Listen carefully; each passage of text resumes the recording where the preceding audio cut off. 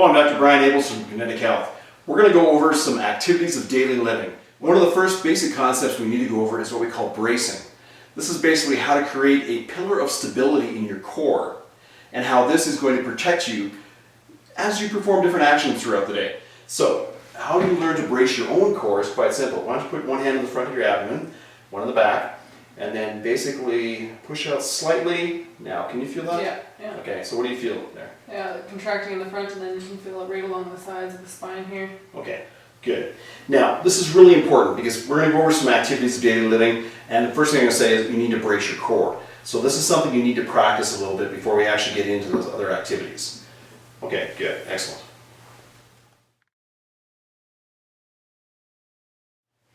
Okay, so the next thing we're going to discuss is actually several aspects related to your sleeping patterns.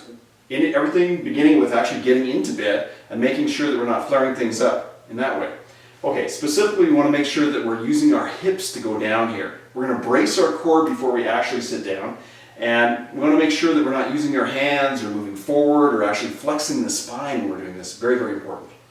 Okay, Mickey, why don't you basically explain what we're doing as we go through there then? Alright, so I'm going to make sure that I'm bracing my core, making sure everything's going to be nice and tight here as well as in the back. So make sure this is a conscious effort every single time you do this, because one slip up can cause a lot of problems. Alright, so make sure it's nice and tight, and even going slow is okay. Alright, so we're going to bend down, trying to make sure that we don't flex too much, and we're in a good seated position. Right. And next, in terms of lying on your side, how would you get in that position there? So the easiest way to get for a lying position is you're going to be making sure that you're not twisting your spine, but you need to make sure that you're bracing yourself with your upper body so you don't just fall into bed, because again, that will cause problems. So you want to make sure that you're using your hands to brace yourself. And your core is braced this entire time? The entire time. Good, good, We're going to slowly bring our legs up. There we go. Bringing your body down, keeping your core nice and contracted till you're in a side lying position. This is the easiest way to get into bed. Excellent.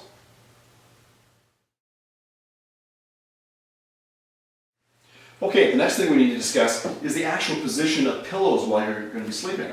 You want to make sure that this isn't too far down. Just come down a little bit here, Ricky. Good, good. So, just lay your head down. We want to have our spine in a neutral position.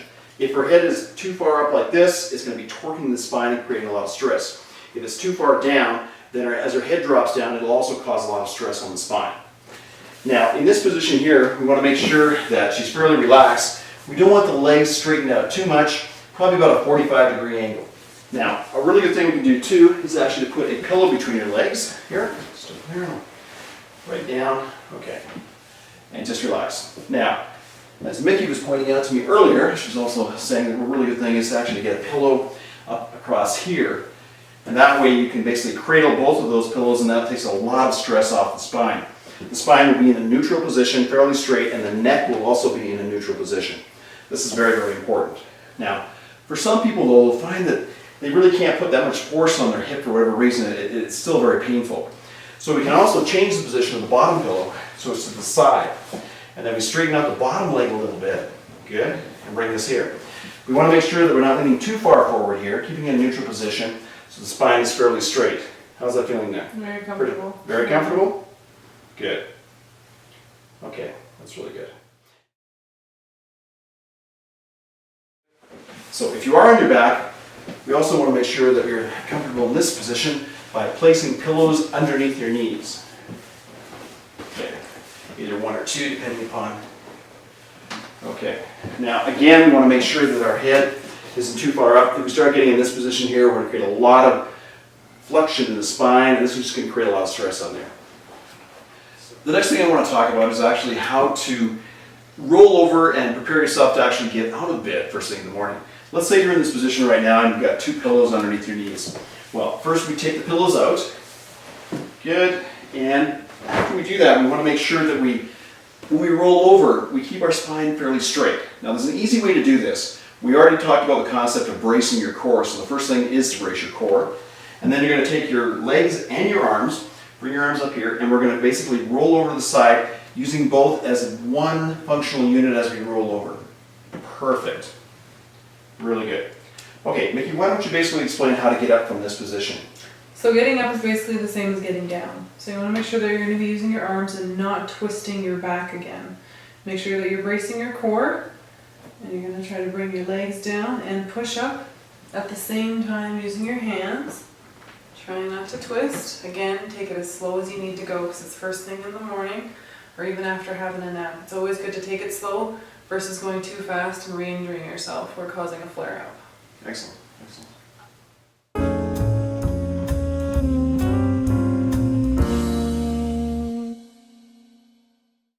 So one of the next things we're going to talk about is what you should be doing first thing in the morning when you wake up. You get to the edge of the bed, you want to do an exercise called a cat-camel stretch. Now, the reason we want to be doing this first thing in the morning is to basically get the fluid that's gone back into our spine and get good fluid exchange. Pump it out there a little bit. As you lay down at night, the fluid goes back in. You're actually taller in the morning than you are later in the afternoon with good reason. And as that fluid goes back in, it actually creates a lot of stress on the discs. In fact, if you look at the amount of pressure on the spine, you'll see that there's actually a 300% increase in pressure as compared to later on in the afternoon. Okay, Mickey, we're going to go over basically how to, once you get to the edge of the bed, how to come up and then how to do this stretch. Alright, so you're going to try to scoot yourself as much as you can to the end of the bed so we don't use any momentum to try to get out of bed. You want to make sure a lot of it's in our hips.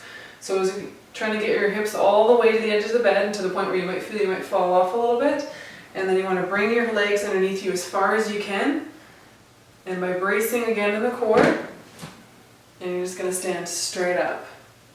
Very good. Okay, so let's move on to the cat-camel stretch here and just see how we get into that position. So the easiest way to get back into the cat-camel position is you're going to brace again in the core. And you're going to bring one leg onto the bed, moving very slowly. And then hinging it at the hip, keeping a very straight back, neutral neck. This is a very important thing, is hinging at that hip and making sure you're not going too much into flexion or extension and being very, very stable. Okay, as you see, Mickey is stretching back and forth here, and basically she's not overextending either. So we're trying to get this flexion extension motion through the spine, and this is going to help to pump the fluid out of the back here. This is the first thing you should be doing in the morning. Excellent. So you probably do 15 to 20 repetitions, something like that, try to get this fluid exchange going. But this will take a lot of pressure off your back. So first thing in the morning, a lot of us do is we're either going to be brushing our teeth, washing our face, or shaving.